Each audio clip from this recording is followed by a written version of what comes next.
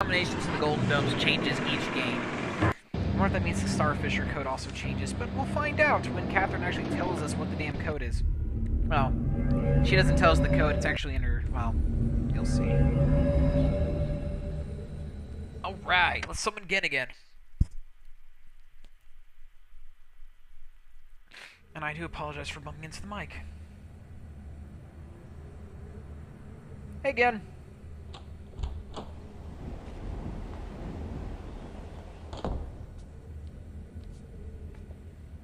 I'm relieved you've returned. Give me your staff. I thought perhaps you had decided against it. Nah.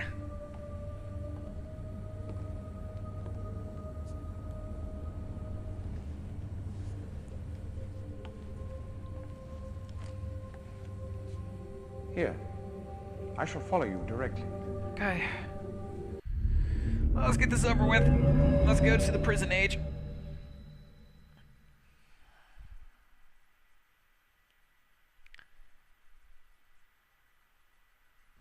Ah, yes, the blackness between the voids.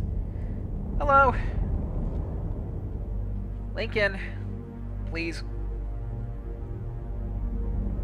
I'm in Dunny. I'm with Atreus. We're plotting against you. So come in and kill us. Do it!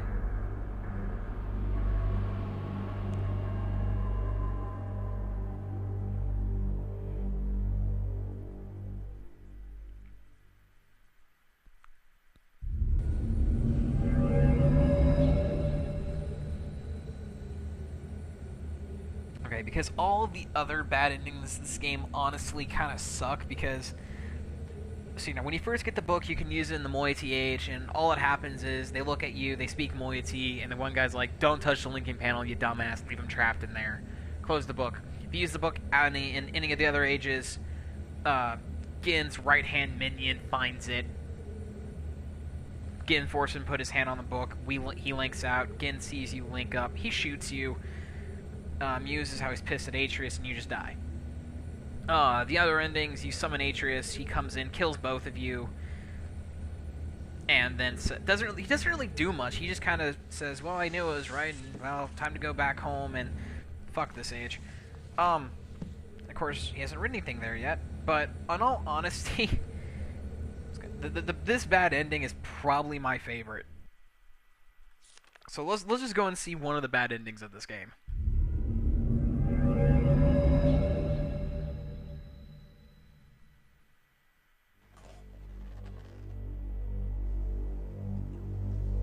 I don't know exactly why you released me, but you realize, of course, that this must be the end for you. I can't take the chance that you will change your mind again. It may provide you with some solace, however, to know that with this act of self-sacrifice, you have secured your place in history. The Dunny culture will be reborn, and the lives of millions will be purified. Thanks to you. Purified. Farewell. Yep. I love that ending. I don't know why. I just do.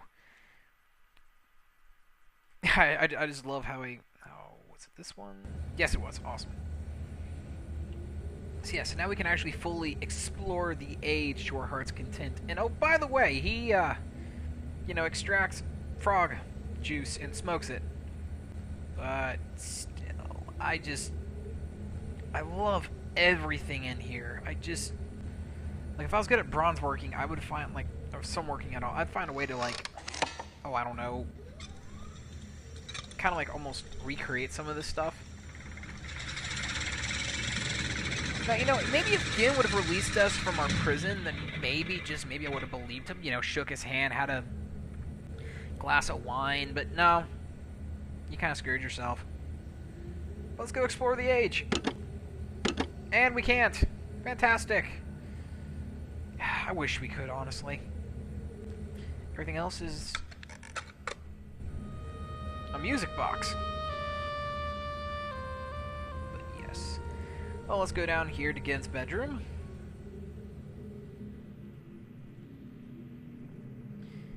And And we see a picture. I'm assuming this is Atreus Sr. Yes, Atreus' grandfather was... Atreus named after his grandfather. To Gehn, my husband...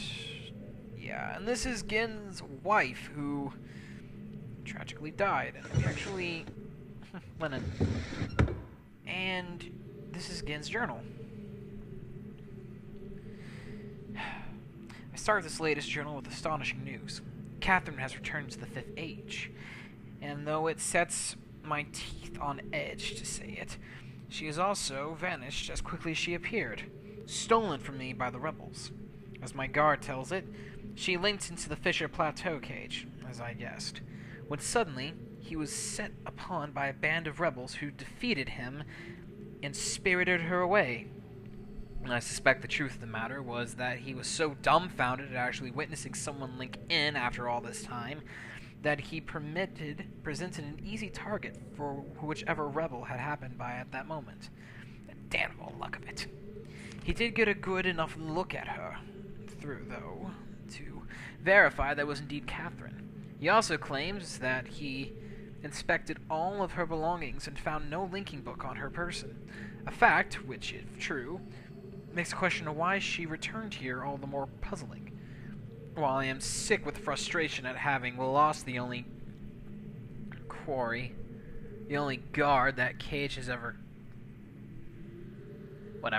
caught, I'm also filled with hope. She may yet provide me with the way back to Dunny.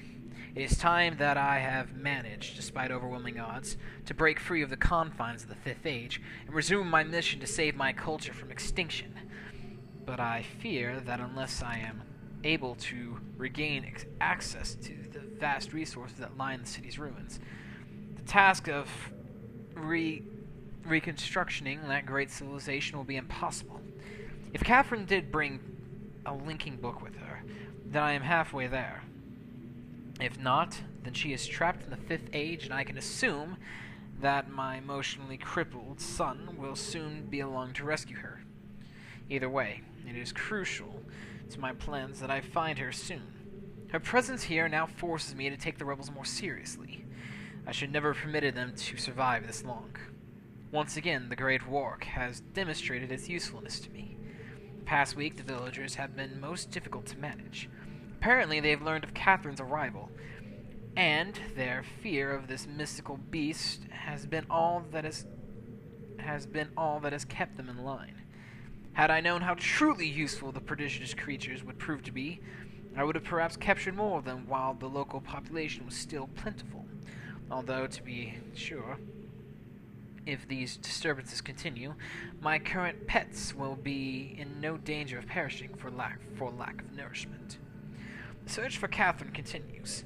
I now deeply regret my mistake of ever having taught these primitive people anything at all about the books. It seems that with each passing day, I most certainly realize the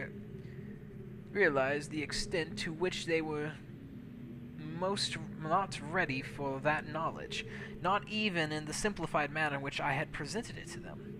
Their minds adapted only to the exceptionality minimal tasks of village life, when capable of comprehending the art in all its complexity, and thus were unable to exact the essential underlying principles that are, ironically, so elegantly simple. It is obvious that much of the discord that exists between us stems from their failure to grasp the full meaning of the information I gave them. If they'd been able to gain even the smallest glimpse of the future I planned for them, then this conflict would not exist. The minds of children are much more malleable. With the proper instruction, they have developed a more appropriate posture towards the culture that gave them their lives. At times they take it to it as almost if they had a bit of tunny blood in them, given the natives' inborn limitations. However, I am quite careful that more gain a level of understanding that would permit them to aim against the culture the way that Catherine did. How foolish I was to think that she could contain such a knowledge responsibly, when it was quite clear that my own son could not. Atreus. Still, he remains one of the greatest disappointments of my life. I should have never left him with my mother. By the time I returned for him, he had already been poisoned to all thought of the Dunny. Perhaps it was the only way that she could rationalize the fact that she had been responsible for the collapse of their civilization. So much destruction. So many great lives lost. The guilt must have been unbearable. I do have the vague recollection of the love she had for my father and for our world. But ultimately, she was an outsider, whose ignorance of the Dunny became the catalyst for their demise. If I am able to rebuild the culture, and in the process correct such crucial weaknesses, then perhaps what she did was ultimately necessary, in order that a new era of prosperity might someday come to pass. For those who are confused, his mother is Tiana. She was an outsider who stumbled upon the Dunny civilization, was actually married Atreus, and through this, she pretty much became like one of the greatest women the Dunny culture had ever known. And then the calamity arrived when Dunny nobleman, I think Ventair, I need to reread Book of Tiana, but pretty much he was arrested for trying to assassinate someone, if I remember correctly. When he was brought to court, the court unanimously decided to execute him, but Tiana stood up because she's human and pretty much said, well, you can't do that. Granted he's done this, but at least spare his life, or else you're no better than him. So they basically sent him to a prison age. Not the one that we've experienced so far, a proper one that's kind of shown in this 4, where there's no linking book back to Dunny. And pretty much, if I remember, it was pretty much like set in like a volcano, and he pretty much stayed in a cell. However, because of this, his right-hand man pretty much broke into the prison age, broke him out, and the two of them together released this toxic gas that pretty much destroyed the entire Dunny civilization. And the only ones who were left alive were the few who escaped into their linking books.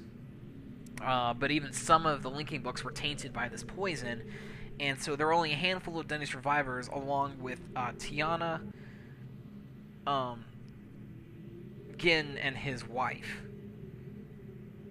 And that pretty much that pretty much explains the fall of the Dunny civilization. The last few weeks I found myself frequently best by images from the past. As I stood in the schoolroom today, I was reminded of my own childhood, the years I spent in the Bookmakers Guild, Father's immense pride at each of my small accomplishments there. He was an important man in the Dunny world, but I can't begin to think of him for long. It's too much. I was too young to see such a thing. I've got her. Late last night I received word that Catherine was in the village attempting to persuade the people to join her. I lost 2 good men in the process, but I would have paid 100 times that number for such a prize. She's been taken to the prison island, where I've been attempting to gain some insight as to the reason for her presence here. I've had to fight the all but constant impulse to put her on the gallows.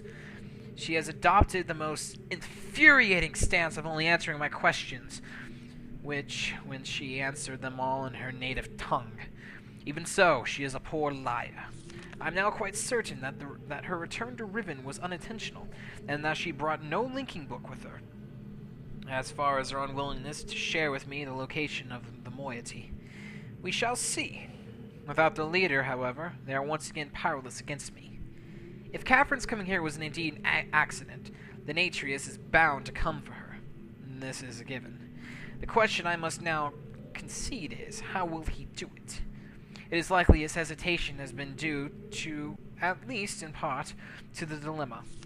Only one way or another, though, he'll have to bring a linking book to get her back to Dunny. There is no other way. It's late and I cannot sleep. I have lost so much in my life. My people, my father, my son, and you, my wife Kita. You are the only true kindness I have ever known. Watching you flicker there in the image, I sometimes wonder if you were real. If I could restore your life with my pen, I would do so in an instant, and leave the rest of the world to their own wretched fate.